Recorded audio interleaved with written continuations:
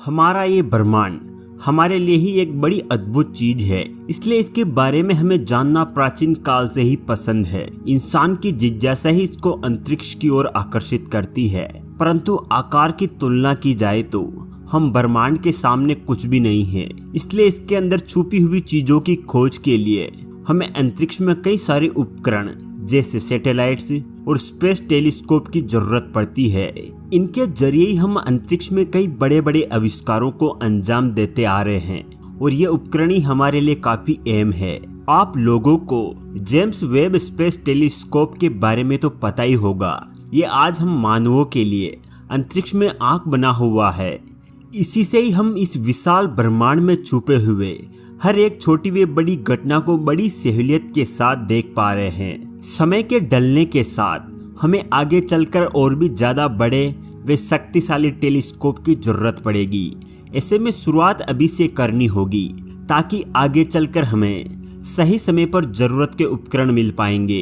तो चलिए क्यों ना एक बार इन्हीं भविष्य के बड़े व सक्षम टेलीस्कोप के बारे में बात कर ले।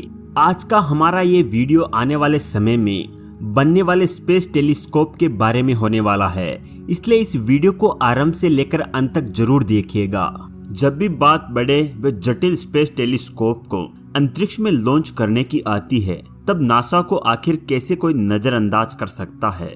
जेम्स वेब कैसे अभूतपूर्व टेलीस्कोप को हाल ही में लॉन्च करने के बाद भी अभी से ही अगली पीढ़ी के स्पेस टेलीस्कोप को लॉन्च करने की बात शुरू हो चुकी है, क्योंकि अगले दशक में वैज्ञानिकों को कई बड़े व महत्वाकांक्षी मिशनों को अंजाम देने की जरूरत है।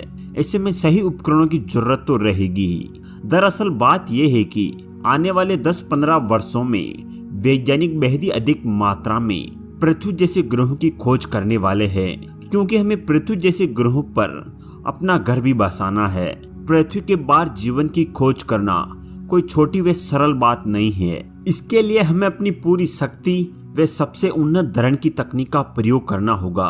तो ये ही बात है कि हमें अब तक के सबसे शक्तिशाली स्पेस दूरबीन की जरूरत पड़ने वाली। वैसे हाल ही की बात करें तो वैज्ञानिक एक हैबिटेबल वर्ल्ड ऑब्जर्वेटरी को बनाने के बारे में सोच रहे हैं, जो कि पृथ्वी के पास मौजूद 25 सबसे करीबी पृथ्वी जैसे ग्रहों के बारे में शोध करेगा। इस ऑब्जर्वेटरी में दूरबीन भी लगेगा, जो कि शायद अब तक की सबसे शक्तिशाली दूरबीनों में से एक होने वाली है। ऐसे में इस मिशन को लेकर पूरी दुनिया में चर्चा शुरू हो चुकी है। अब कुछ लोगों के मन में ये सवाल आ रहा होगा कि आखिर ये भविष्य के टेलीस्कोप आज के टेलीस्कोप से कैसे अलग होंगे। इस तरह के सवालों के जवाब को पाने के लिए मैंने वीडियो के इस भाग को आप लोगों के लिए रखा है।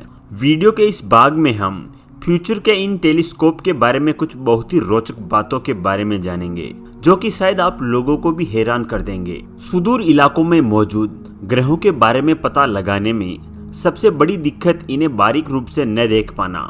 अगर हम किसी ग्रह को ठीक से नहीं देख पाएंगे तो उसके बारे में कैसे कुछ सटीक रूप से पता लगा पाएंगे।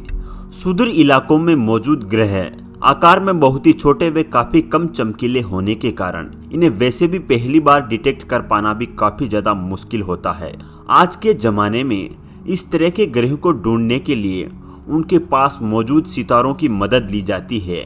वर्तमान इस्तेमाल होने वाले टेलीस्कोप सितारे के चमक में होने वाली तीव्रता को माप सकते हैं। इससे उनमें होने वाले बदलाव के जरिए वैज्ञानिक आसानी से सितारे और उसके आसपास मौजूद ग्रहों के बारे में भी पता लगा सकते हैं। वैसे इस प्रक्रिया में रेडियल वेलोसिटी को मापा जाता है, जिसे रीडिंग सटीक आ सके। आज के जमाने में इस्तेमाल होने वाले मेथड सुदूर इलाकों में मौजूद अर्थ लाइक प्लैनेट्स को ढूंढने में उतने सक्षम नहीं है, क्योंकि इसमें टेलीस्कोप उतने सटीक रीडिंग नहीं दे सकते हैं। इसलिए डायरेक्ट इमेजिंग की प्रक्रिया की शुरुआत हुई। इसमें हम आसानी से सुदूर इलाकों में मौजूद ग्रहों को भी देख सकते हैं। आज के जमाने के टेलीस्कोप बारीक रीडिंग नहीं ले सकते हैं, इसलिए अगली पीढ़ी के टेलीस्कोप में इस काबिलियत को इस्तेमाल किया जाने वाला है। इसलिए आज से लगभग 3 वर्ष बाद यानी 2027 में दुनिया का सबसे उन्नत व शक्तिशाली telescope Nancy Grace Roman space telescope को लॉन्च होने वाला है। यह टेलीस्कोप काफी ज्यादा भविष्यवादी होने वाला है, क्योंकि यह काफी कम समय में अंतरिक्ष को स्कैन करके उसमें मौजूद रहने लायक ग्रहों के बारे में आसानी से पता लगा सकता है।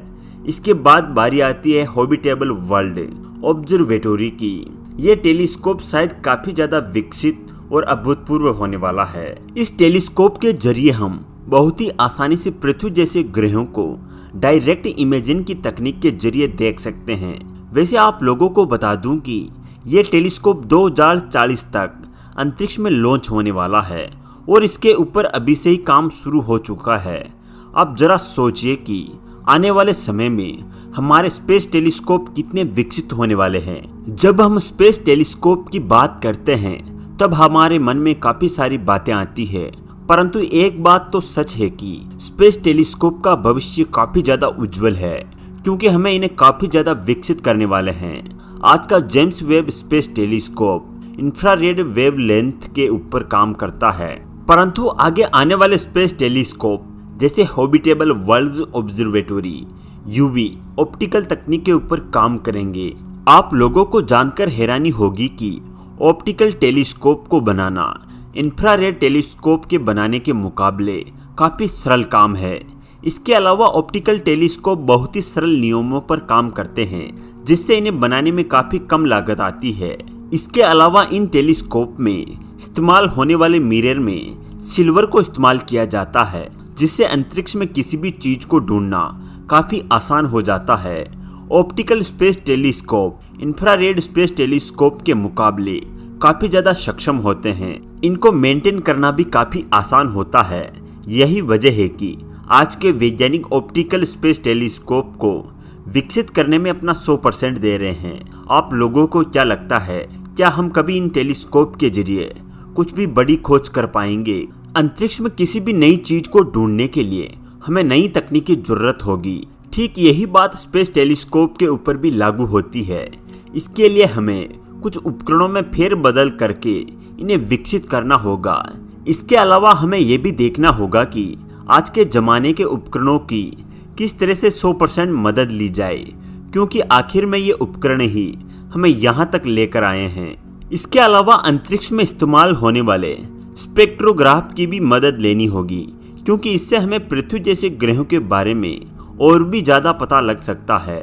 स्पेक्ट्रोग्राफ के अंदर हम जिस किसी भी चीज के बारे में ढूंढ रहे होंगे उसके बारे में हमें बहुत सारे मौलिक जानकारियों के बारे में भी पता स्पेक्ट्रोग्राफी देगा। इसके अलावा हमें रेडियल वेलोसिटी के ऊपर भी काफ़ी ज़्यादा ध्यान देना होगा, क्योंकि इसी से ही हमें सुदूर इलाकों में मौजूद ग्रहों के वातावरण और वहां मौजूद हर एक जीवन की स्रोत के बारे में पता लग सकता है।